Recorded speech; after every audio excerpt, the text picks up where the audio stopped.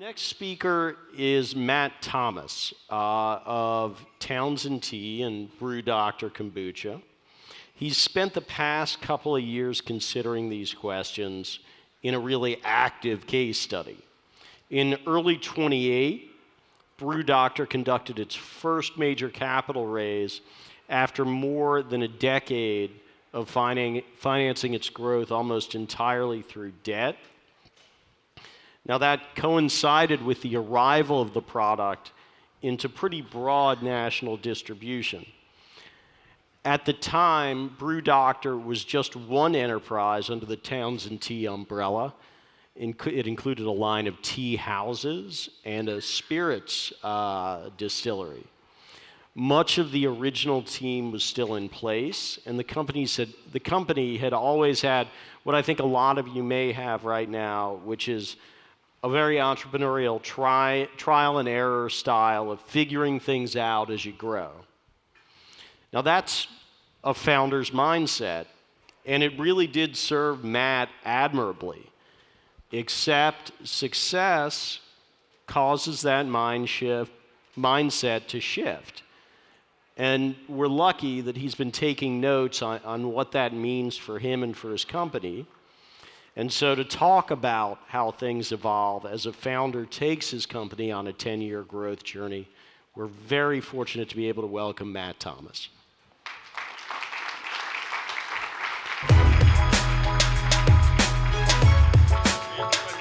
Thanks for coming. Let me get you your equipment here.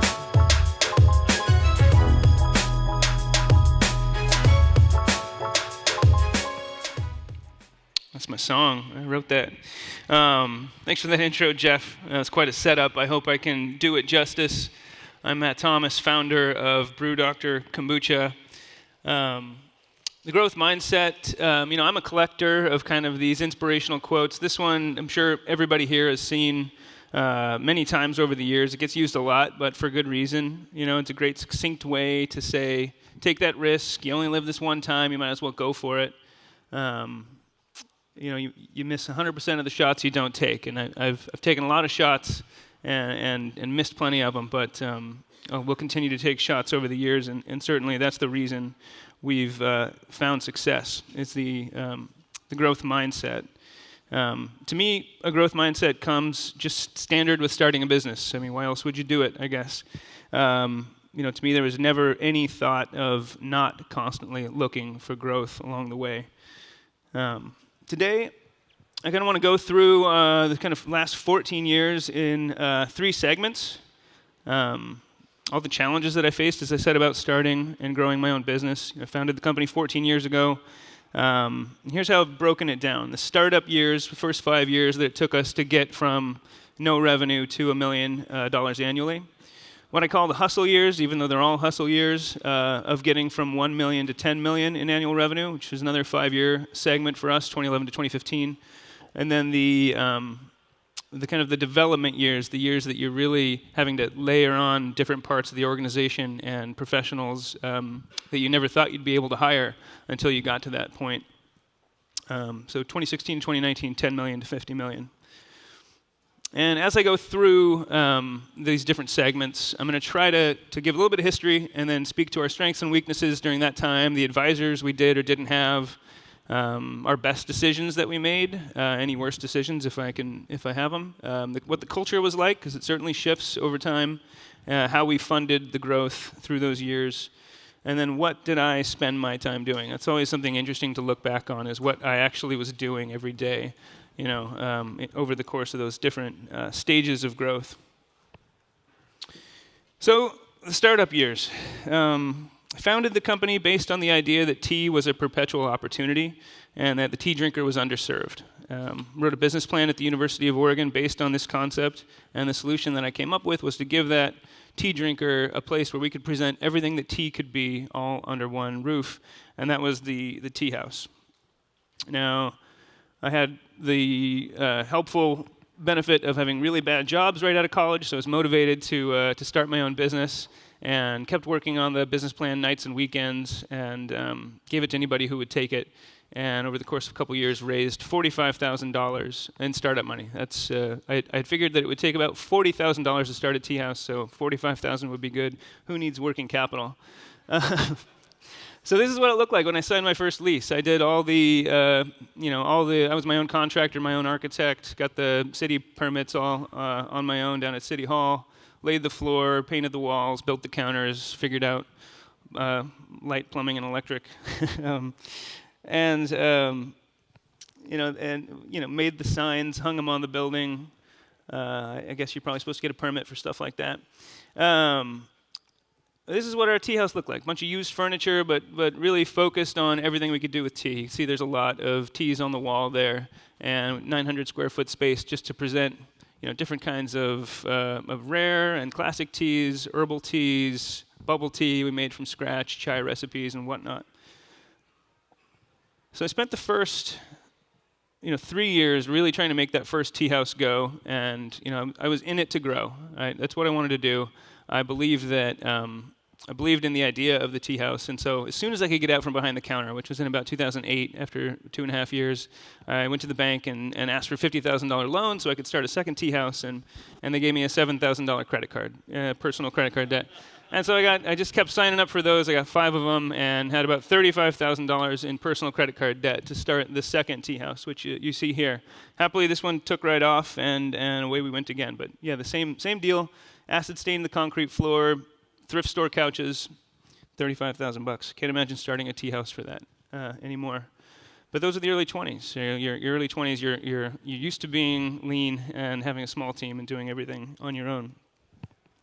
In the late 2008, we started making kombucha because people were asking for it. I'd learned enough to know that whatever my customers were asking for, I should try because they were ultimately the people that I answered to. We found that we were really good at making kombucha, that our tea blends that we developed for service in our tea house really translated well to a different style, kind of a tea-centric style of kombucha. And I leased out the 700 square foot basement. That's what you see here. A bunch of buckets and bed sheets and a little bit of, you can see my electrical work and drywall work there on the left photo. And we got Brew Dr going in the basement.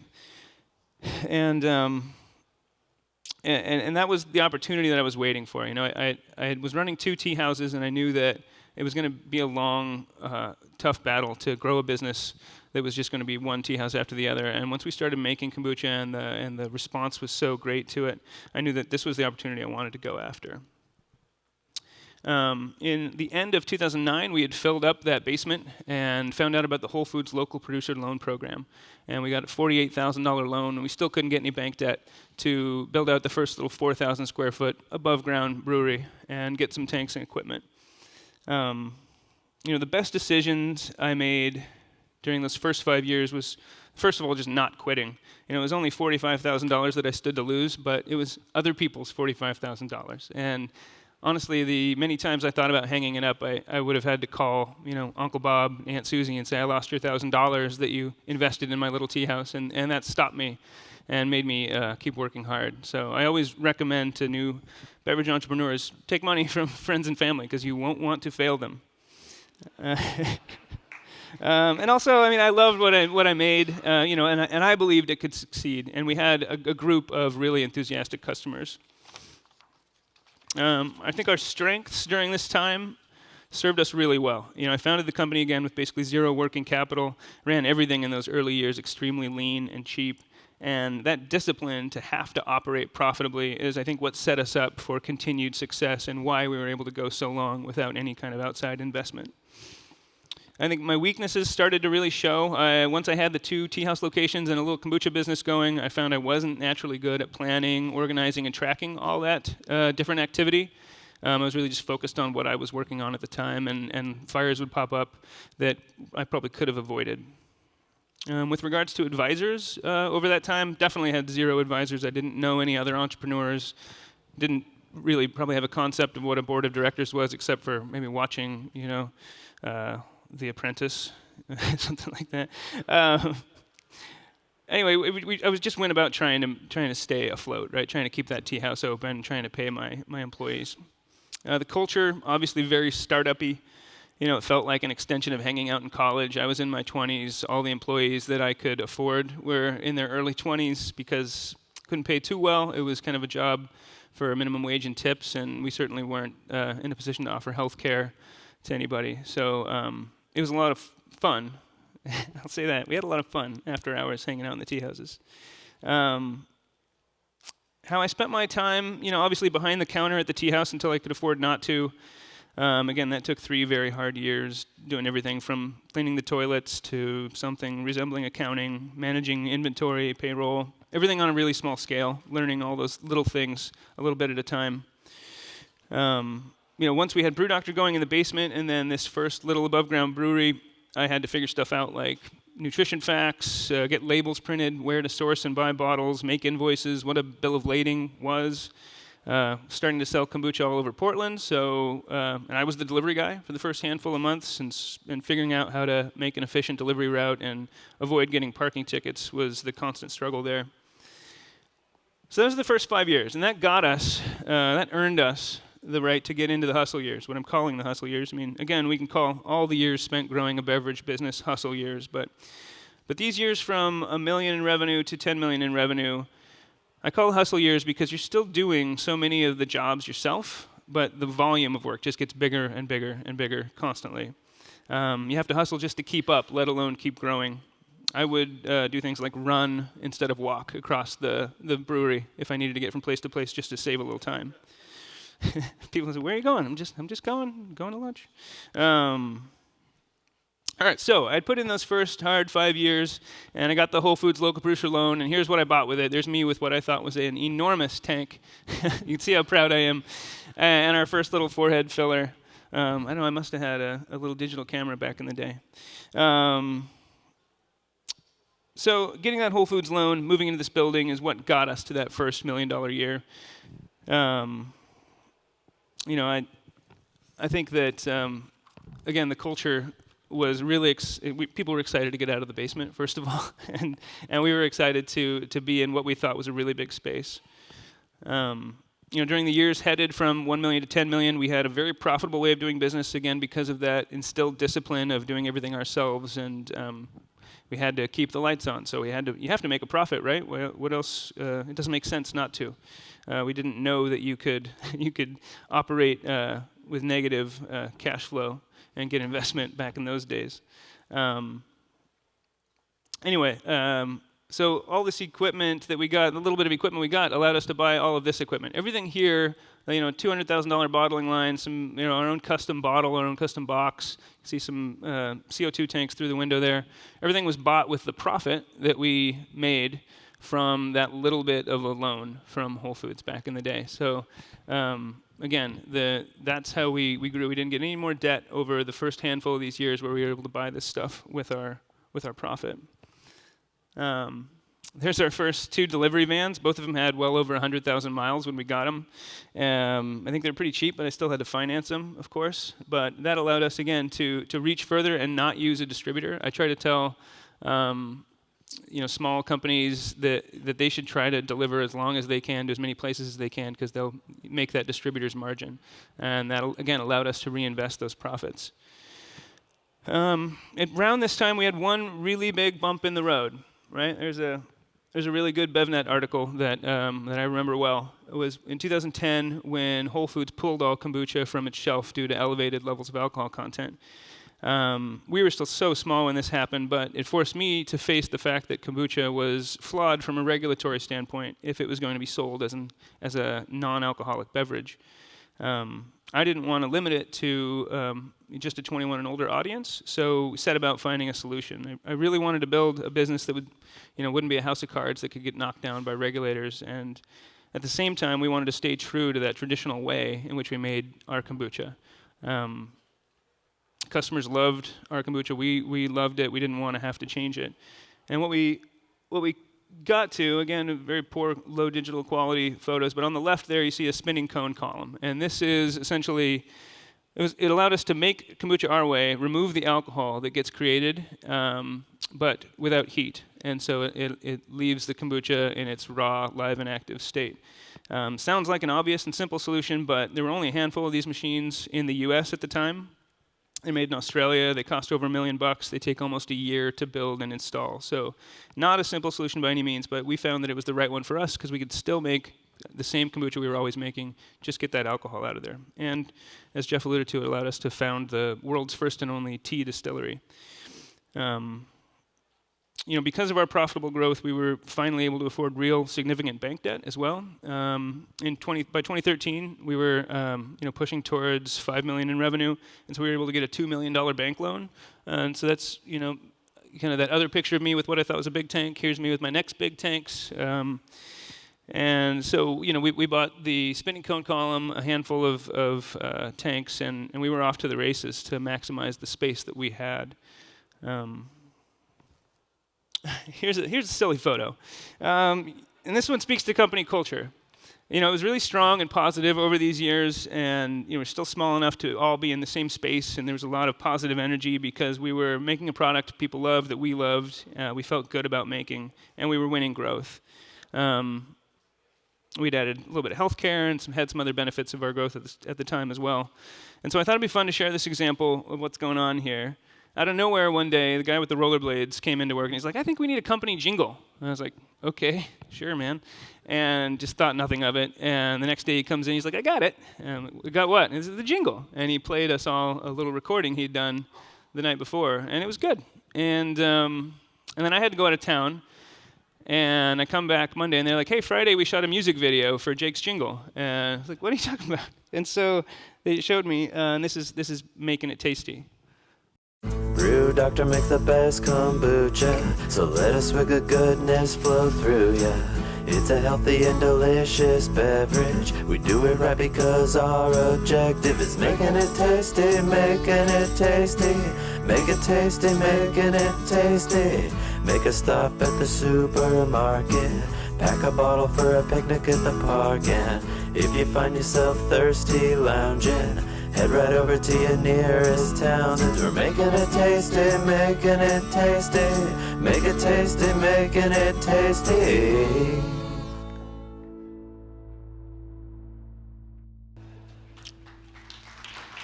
Thank you.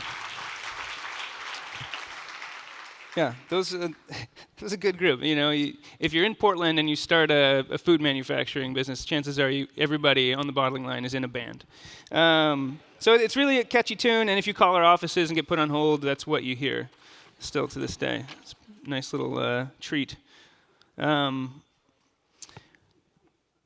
So that kind of moves us on to the next level of growth. In early 2015, we were seeing really significant growth from that bank debt we were able to get in 2013.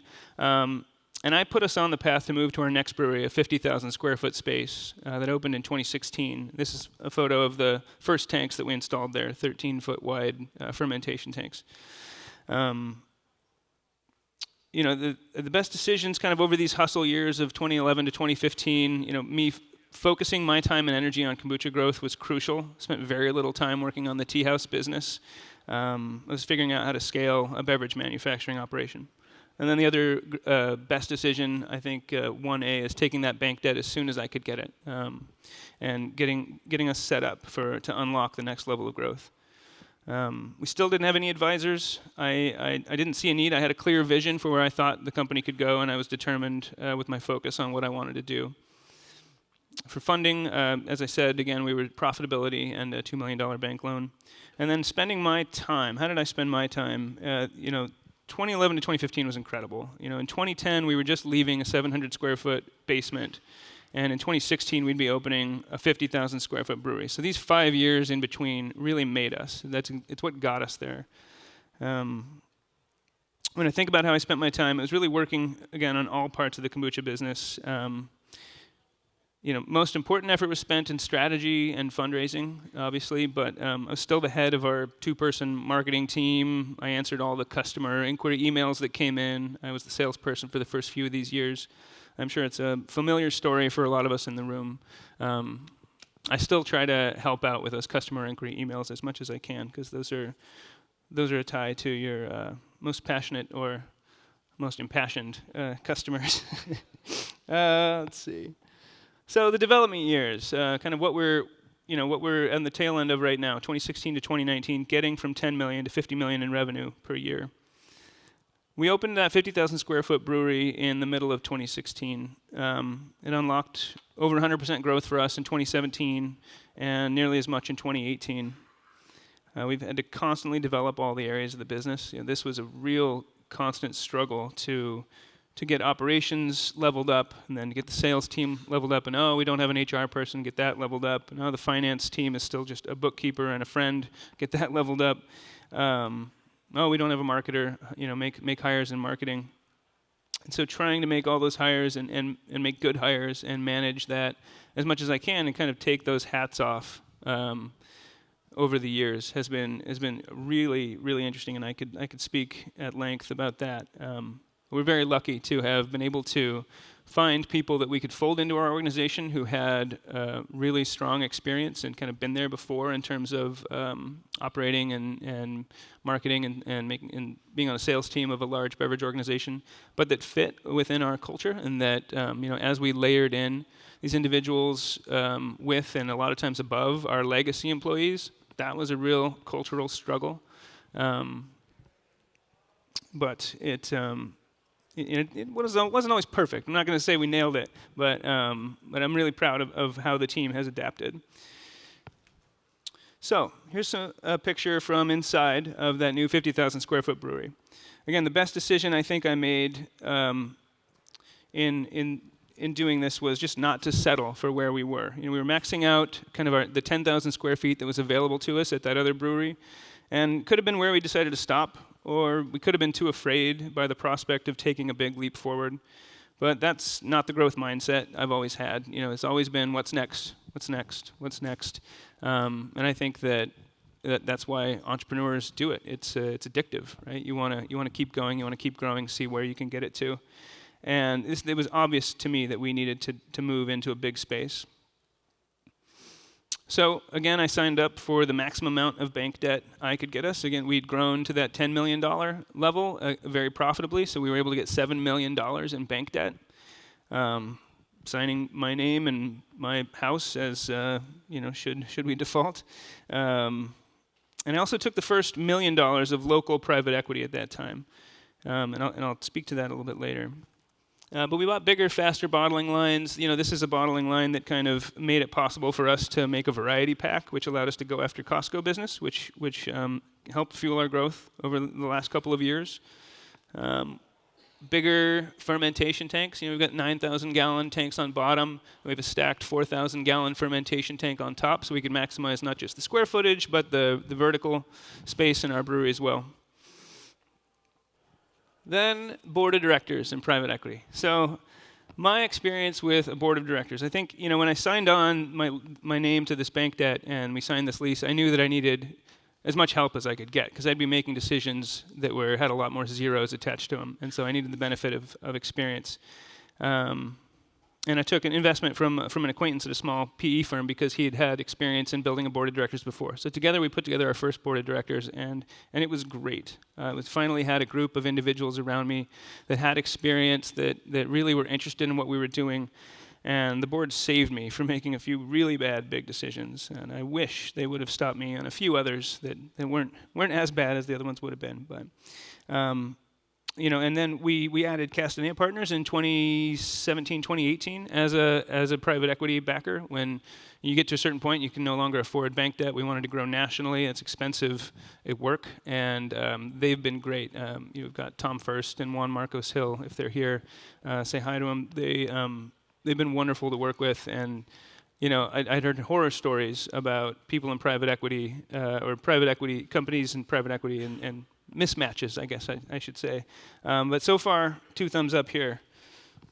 I've talked a lot about what I consider to be good decisions. Here's a bad one I'll touch on real quick. There on the left, we have our original label from 2008 to kind of 2017. We had a version of that. It's got the Townsend's logo and Brew Doctor. In 2018, we wanted to just kind of streamline, simplify down to the Brew Doctor logo. We thought this was a really nice, pretty design, but what we failed to think about was that it was right then in the process of launching nationally, and we were going to a label that really limited the amount of information we were giving. There was no information on it about our company, our values, about what the flavor profile of something called Clear Mind would be, and it really set us back and we lost a bit of momentum and limped out of the gates in a lot of regions because of it. So you can see our new and improved label, new a few months ago, where we've got call-outs of flavor ingredients on the front. We've got a section on the back that's tasting notes. We've got our company values statement. We've already seen that in the same stores we're starting to win back. So labeling, packaging, it really is that important, and this was a regret of ours. There's a company campout. It's July in Oregon, raincoats and umbrellas. With our growth and the outspoken initiative of professionalizing the organization came that bit of culture shock, but we still try to maintain and do things that are fun for the group and that show the new people, because we've added so many people over the years, kind of the original culture and ethos of the brand. In 2018, September 2018, we became a certified B Corp. For those of you who don't know, that's you amend your operating agreement to place value on people, planet, and community, as well as making a profitable business venture. So it's business as a force for good, and you get measured on it constantly, and you try to improve. And for this, it was a way to cement the values we'd had all along. And it forces you to look to, again, constantly improve. So you're finding win-wins in manufacturing where you can reduce waste but also save money because you're actually working on finding a solution to that problem instead of ignoring it. And it's a way to pull people from across the organization onto task forces of things that they're interested in, whether it's what we do with the community, how we treat our people, how we act around sustainability. They can focus on that and give a little bit of their time towards helping us find solutions. And it also is amazing for recruiting. We know if people have come to us and mentioned that they want to work for a B Corp, their values align with the values of our organization. And I think that we probably are all finding, and as the previous speakers alluded to, that customers care, right? They care about sustainability. They care about the story behind the company. They want to vote with their dollars and support brands that are trying. So that's what I tell our team is this proves to everybody that we're trying and we're going to keep trying. And I think transparency is going to become a big part of our marketing effort, kind of reporting on how we're doing, whether it's good or bad news. So the next stage, is to kind of continue our growth strategy. Again, we're not done, we're not settled, but we need to streamline and normalize things so that we can operate profitably, right? We did a big growth push over the last few years, and we got out everywhere, but now we're seeing, okay, what's really profitable business? What's costing us a lot of money? Let's streamline and figure out how to just make a smart, sustainable business that can support itself. We're going to constantly look to improve our use of data. That's become extremely important in evaluating what business to go after and why. And then again, of course, this sustainability and transparency as a B Corp. And then the last thing is we're focusing. We've got a really cool, unique story as a company that started as a tea house, a tea company, and through our creativity started a kombucha brand. And I want to be able to tell that story easier, set Brew Doctor up not just as a kombucha company, but a company that can innovate in all things tea and look for growth across tea, not only in kombucha. That doesn't mean we'll be rushing to launch a whole bunch of tea products, but it does mean that our 5 tea houses that we have opened over the years as Townsend's Tea Houses have all been rebranded to Brew Doctor Tea Houses. We're setting our tea houses up as kind of those innovation labs where we can test what we're coming up with our loyal consumer base and get really direct feedback. And we're really excited about kind of where we can head as a tea company, get off of Kombucha Highway and get onto the full freeway system that is tea, which is, again, kind of where I founded the company to begin with. Thank you.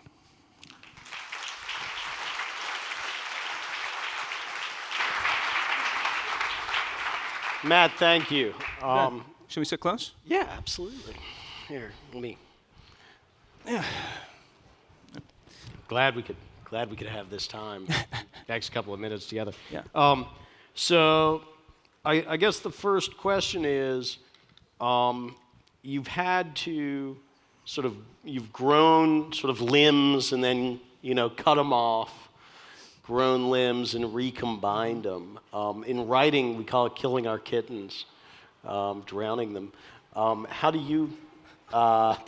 Yeah, you're the best, man. I can't wait to hear the dad joke, but go ahead. How do you set yourself to do that, to drown, things? My distillery kitten? Yeah, things we that did you've have come a distillery to love. cat. The distillery cat is still alive and well. Mm-hmm. Boone the Maine Coon. when we had that byproduct all of a sudden to ourselves of this removed alcohol from kombucha, it was a new thing. It had never really been done. And I was like, this is a way we could launch a new effort, right? We could take tea into a new space. We could take it into the spirits world.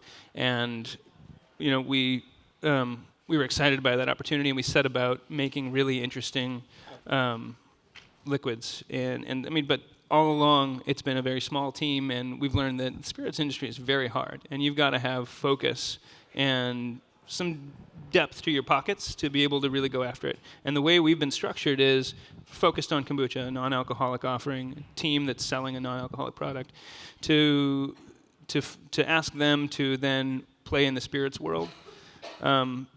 It would have been that shiny object problem where you're constantly looking at something that's taking too much time and energy. So in order to kind of set it free, instead of drowning it, I think of maybe setting it free. It's a little nicer. So we're come back and hunt it down and kill it later. Essentially shelving it, right? That's the great thing about spirits is they age well. So we can set the distillery aside for now and see if I can't get a group of people. See me if you want to invest in a distillery.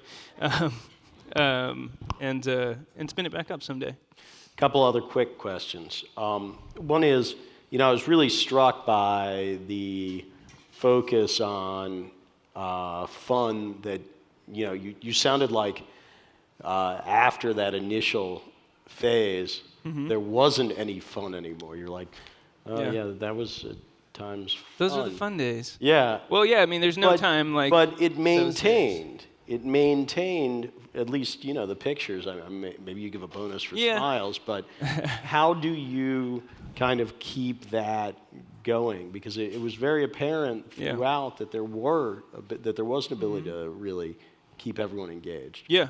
I think some companies are really great at continuing to have that fun and focus on the cultural events that are important, whether it be the holiday party or the camp out or what have you. I think, again, one of the benefits of being certified as a B Corp is you have a team of people then within the organization that are focused on how do we treat each other, how are we treated as a part of this business, what kind of life do we want to have at work? Instead of working for the weekend, we want people to enjoy what's going on, and so those cultural moments are really important, and it's something you can never work enough on, and I won't say that we're great at it, but again, with the taking the time to go through the certification, and it allows us to speak to our team that this is something we want to always get better at. I want to talk about pride for a second. You said 10 years in, you're still securing debt with your house. How do you sort of bury ego and say, well, we have to do this now, still, even after 10 years of this? I'm sorry, I don't follow. Bury the ego with regards to what? With regard to, did you feel that you should have been further along at that point and not have to put that kind of skin in the game? Okay. No, it was, honestly, you get so used to risk when you're making minimum payments for 4 years on 5 different credit cards that you don't even think about it. The bank's like, unsign right here. Oh, it's this. It's like, oh, it's just that we can take your house if you default. And it's like, well, I'm not going to default, so fuck it. By that you mean you can't afford to go to the movies. Yeah. So you're still just playing Risk at home. We were so focused on again keeping the team lean. We knew we were operating profitably, and if we just do more, we were going to grow. And so that bank debt just enabled us to do more. Well, I hope you're able to keep doing more, and thank you so much for sharing this with us. Thanks, man. If you like this video, don't forget to hit subscribe. Ding the bell and you'll know when the next one drops.